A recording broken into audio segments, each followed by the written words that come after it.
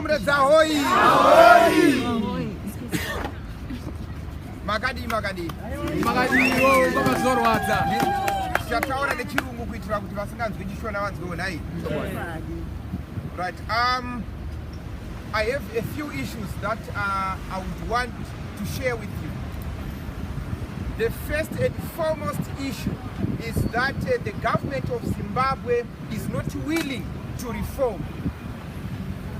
As the government of Zimbabwe refuses to reform, it has adopted a number of controversial government policies, one of which is violence.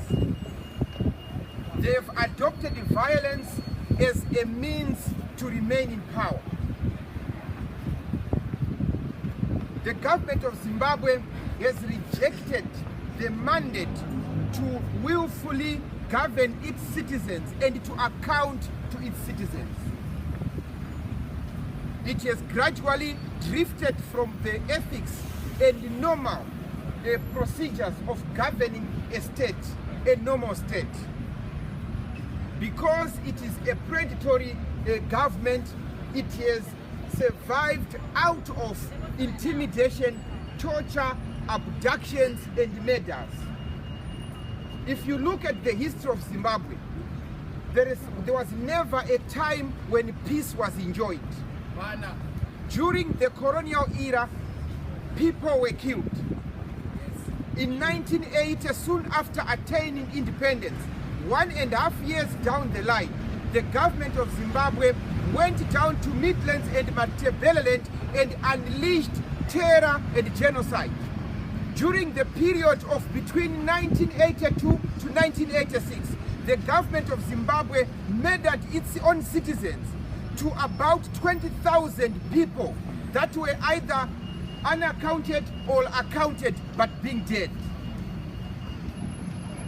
4 years down the line, the government of Zimbabwe brought in a controversial violence policy which saw all citizens intimidated to, or forced or coerced to either like Mugabe or you don't like Mugabe, you die.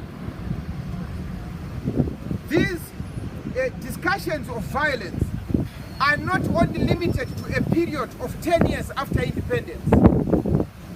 In 2000, the same government, because it had failed to account for its land, one of which reason it went to war, it unleashed terror and violence on its citizens in Zimbabwe. This time round, they pretended as if white Zimbabweans were not Zimbabweans.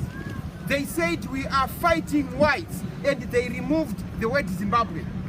And when these violent activities were done, Zimbabwe enjoyed a period of forcing its citizens to like it, whether you had an allegiance to it or not. When we talk of violence in Zimbabwe, we are not only talking of violence against its own citizens. It has also extended a hand in killing foreigners, something that must be condemned. We call upon the United Nations to exclude and remove Zimbabwe on matters that involve governance, on matters that involve peace. We now wonder why the United Nations is sending peace troopers, is sending peace missions out of Zimbabwe to other countries. We have people who are maintaining peace in Liberia, Cote d'Ivoire, South Sudan, Jaffa. Why is United Nations allowing a predatory government that has not observed all regulations of the United Nations Charter to maintain peace? It is as good as sending a serial rapist to look after someone's children. The United Nations is exporting violence from Zimbabwe to other nations. We are calling upon the United Nations to harness the chapter 9, 8, and 13 of the United Charter, which presupposes all nations to abide by the law, by the international laws and the laws governing their constitutionalism. As we gather here today, at Zimbabwe House. The Zimbabwe House in London is possibly a clean house, maybe half clean, but the Zimbabwe House that represents a government of Zimbabwe in Harare, which is the headquarters of the ruling party, has been turned into a torture house. Just 2 months ago, hundreds of people were brutalized inside the headquarters of ZANU-PF. And the government of Zimbabwe has said nothing about it. The president has said nothing about it. And I'm sure the ambassador of Zimbabwe in London didn't say anything about it. What we are calling upon citizens of the world is to appreciate that peace overrides everything. And if we adopt peace, we will not endure what we are going through. Let us go down. In 2005, the government of Zimbabwe unleashed Operation Murambatsvina, and it destroyed homes of people, the people that they had settled on those pieces of land. As if that was not enough, in 2008, the government of Zimbabwe murdered over 300 people in cold blood because President Robert Mugabe wanted to cling on to power. As Zimbabweans, we call upon all Zimbabweans to unite across political divide. We call upon Zimbabweans and citizens of the world to rally behind suffering Zimbabweans so that their plight can be elevated and amplified to the world, so that we can gain the magnitude of respect that we so wish. Let us talk about the nation of Zimbabwe today. Zimbabwe is in a comatose. The economy is not functioning. Yes. All systems of the economy and pillars of the economy have crumbled to the ground. As we are confronted with this challenge of a comatose economy, over 4.2 million Zimbabweans face starvation. They face starvation not because Zimbabwe is not capable of looking after its people. They are facing starvation because, number one, the government of Zimbabwe has created failed policies that see Zimbabweans in the state that they are today. As I speak in London today, I need to call upon critical governments to participate in ensuring that Zimbabweans are free. One of the most critical governments is the British government. We have seen that the British government, time immemorial, since 1980, they have been supporting President Robert Mugabe financially, emotionally, and morally.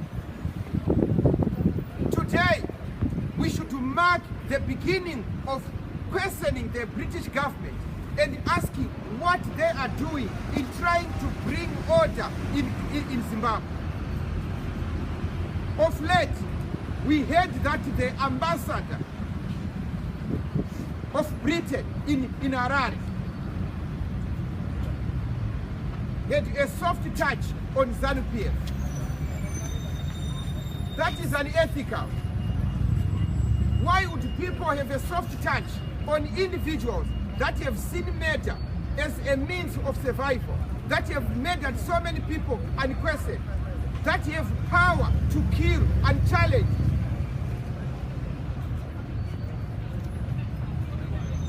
I see the current government of Britain, the current British government, is mourning and whinging over immigrants from Zimbabwe. They are refusing to grant asylum to immigrants from Zimbabwe. But the one best question is, what are you doing as Britain to ensure that you normalize Zimbabwe and all these Zimbabweans go back to Zimbabwe? I am sure if Zimbabwe is being run in a normal way, a few Zimbabweans will remain in the United Kingdom. Yes. Yes. Home is always best. Yeah. I am a trained teacher. I'm qualified to teach in England and Wales, qualified with teacher status in the UK. But I chose to go back to suffer on the trenches because home is best.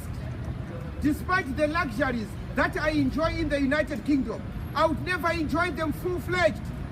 Because United Kingdom is not my home. My home is Zimbabwe. Yes. This is the same reason why we are saying the British government must take very stern measures to ensure that the dictator Robert Mugabe does not continue to survive and reign and kill its own people and ruin the economy. The British government has all the resources to try, the resources that can see Zimbabwe brought to normalcy. Yes. Like something now. Not to soft diplomacy. And this should be brought even in the House of Commons, in the House of Lords. It should also be brought onto the EU Parliament so that this can be discussed professionally and legally. Now, Zimbabwe, being in a comatose, no longer has any currency to use. We are now using the United States dollar as our local currency. But what have they done? Because all nostro accounts of the country are dry and they have stolen all the money for their personal use. They are about to bring a useless paper and they branded it a bond note. As they talk of the bond note, they have put a bond note 1-to-1 with the United States dollar, which is a crime. Ridiculous. Which is a crime. How would you just pick a bond paper there, print out money and equate it to US dollar, which was pegged against its gold in the United States, and you are picking a piece of paper from the bin and put someone's face and call that money? Tissue. We are saying, Zimbabweans, let us unite against these injustices.